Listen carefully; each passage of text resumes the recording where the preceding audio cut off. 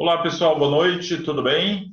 Então, eu vou trabalhar com vocês hoje Grécia Antiga, uma região maravilhosa que foi muito importante aí para o mundo, né, da antiguidade e repercute até hoje, como vocês sabem, né, e vocês já viram aí nas aulas do ensino fundamental. Lembram disso? Muito bem. Então, vamos partir aqui de um princípio extremamente importante, né? Que é justamente analisando o mapa. Então, para vocês terem uma ideia, o mapa da Grécia, se vocês lembrarem, é uma mão aberta, assim, né? Por quê? É recortado de ilhas e, consequentemente, nós temos dois mares importantes lá, que é o Mar Egeu e o Mar Jônico. E a Grécia fica ali no meio. Então, aquelas famosas ilhas gregas, né, que vocês já ouviram falar, tá bom? Então, foi uma região extremamente importante aí para o berço da humanidade, quando a gente fala em Grécia Antiga. Então, nós tivemos aí a religião da Grécia, ela era politeísta, né, que eles acreditavam aí em vários deuses, e, consequentemente, a gente vai ter aí uma crença, né, livre para cada divindade. São os famosos deuses, né? Então nós temos aí os cultos, né? A finalidade de tudo isso era a proteção de suas cidades e famílias. Outra coisa importante são os deuses que surgiram aqui, né? Então nós temos a Hera, né? Vocês já ouviram falar que é a protetora do casamento, da família.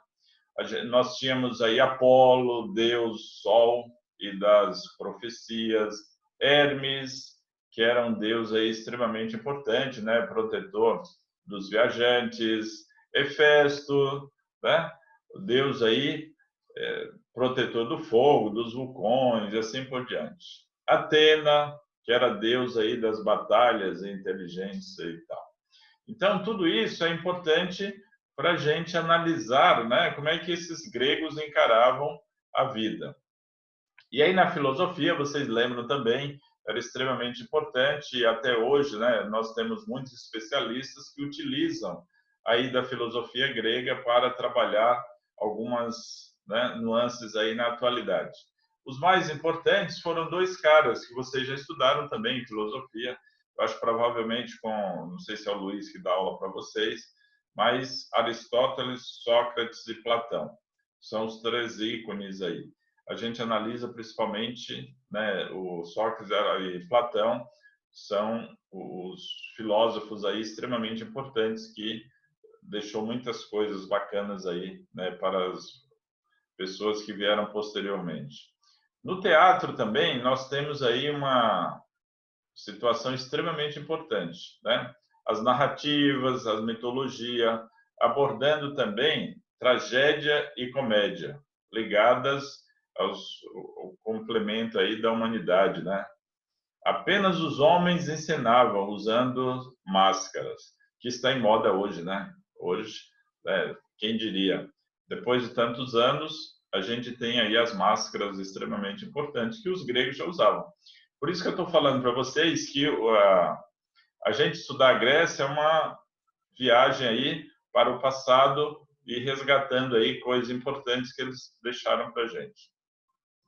Aí na história, né, a gente também tem uma situação muito bacana, porque os gregos procuravam explicar suas origens, né? Dessa forma, eles recorriam aos mitos e lendas, que contavam as façanhas de deuses e heróis. Então, historicamente falando, nós temos aí muitas coisas bacanas, Heródoto, né, que foi um grande historiador grego. E também dois caras bacanas aí, que é Tucídides e, né, o Heródoto, como eu falei. Então, juntando aí, nós temos pessoas, historiadores, né, os caras que já usavam aí da pesquisa para deixar informações muito bacanas para a gente. E também a gente, né, teve um destaque aí na arquitetura. Então, nós temos aí o dórico, né, simples e sutil, a arquitetura jônica, né, mais leve e graciosa, e coríntio, né, como eles chamavam lá, aquelas né, pilastras, que inclusive aí, eu acho que vocês já foram aí no centro da cidade, nós temos lá o Palácio da Justiça, que tem essas colunas. Tanto é que os romanos, posteriormente, eles acabam buscando essas informações aí da Grécia, né? Aquele período chamado de greco-romano. Ok? Então, tudo isso, gente, mostra para nós hoje que os gregos foram extremamente importantes aí para a humanidade, né? Que veio posteriormente. A escultura também, né? Foi extremamente importante, aquela criação, né? Da perfeição. É lógico que nós temos, né, depois que os historiadores foram pesquisando e tal, encontraram restos, né, mas perceberam que essa escultura aí dos gregos era extremamente importante. O que ficou famoso aí, eu acho que vocês já viram muitas figuras, que é o torso de Apolo, né, aquela coisa perfeita e tal. E também na parte feminina nós encontramos aí Afrodite, também extremamente importante aí para as pessoas posteriormente, né, e a humanidade de um modo geral, tá bom? Aí nós temos duas cidades importantes, né, que a gente destaca aqui, por exemplo, a sociedade espartana era dividida lá, nós tínhamos essa população que veio, né, fruta aí dos espartanos ou espartíatas, né, como eles chamavam, descendentes dos dórios, formando aí uma aristocracia guerreira. O que é uma aristocracia, gente? É quando você tem um grupo, né, que se organiza ali para poder dominar. E no caso aqui a gente tem no topo da pirâmide aí, em Esparta os espartanos, né, também chamados de espartíatas, que a origem ali, né, dos soldados guerreiros, tá bom? Aí mais embaixo a gente vai ter aí os piriecos, né, que eram homens descendentes dos povos nativos que não resistiram à invasão dória, né, sem direitos políticos e dedicavam ao comércio e ao artesanato. E por último, nós temos aí os ilotas, esmagadora maioria da população, para variar, né? E lá também nós já tínhamos escravos e os descendentes dos povos nativos, né, que resistiram às invasões também dos dórios, tá bom? Então são essas três camadas aí importantes que a gente tem nessa Grécia antiga inicialmente. A política aí em Esparta, nós tínhamos aí, era dividida também em três partes. Então nós tínhamos aí a diarquia, a Jerusa e a Ápela. O que era a diarquia? Gente, já está falando, eram dois reis que exerciam aí funções religiosas, militares e judiciárias. Então, para vocês terem uma ideia, na época lá já trabalhava essa questão do judiciário que a gente tem hoje, né? Inclusive agora no Brasil está todo esse movimento, né, que vocês estão acompanhando. O Moro que saiu, né? Ele é um juiz federal. Então, aí tem todo esse movimento que vocês estão acompanhando aí com STF, né? Que é o Superior Tribunal Federal, e toda essa movimentação que nós temos agora está falando muito dessa parte jurídica no Brasil. A Jerúsia, que era uma assembleia aí de anciões, né? O que são os anciãos aí? São as pessoas que tinham aí uma idade acima de 60 anos, tá? Então, ancião quer dizer uma pessoa já madura. Olha, o professor Edivaldo aqui, né? Vai completar 60 anos, então está dentro desse processo aí, tá bom? Então, a Ápela é uma assembleia de cidadãos e esses cidadãos, eles faziam parte dos membros aí da Gerúsia, né, para ratificar suas decisões. Então, as decisões eram tomadas lá na Gerúsia e a Ápela simplesmente ratificava isso, ou seja, falava, tudo bem, o que vocês fizeram lá, a gente aceita. A ideia é parecida com o que nós temos hoje no Congresso Nacional, que é bifurcado. O que é bi? Dois. Então, você tem a Câmara dos Deputados Federais e tem o Senado.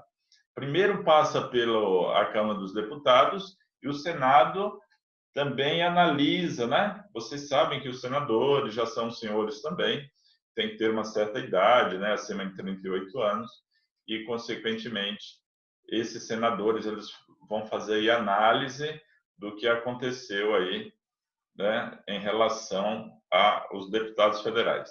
A ideia aqui é bem parecida. Então, era feito na Jerusa e, consequentemente, a gente vai ter aí a APELA que vai ratificar a decisão que foi tomada lá na Jerusa. Beleza? Então, é isso que eu tinha para vocês. E mais uma coisa importante, né? Uma outra cidade muito importante aí da Grécia, que era justamente Atenas. Então, são duas cidades importantes aí, Esparta e Atenas.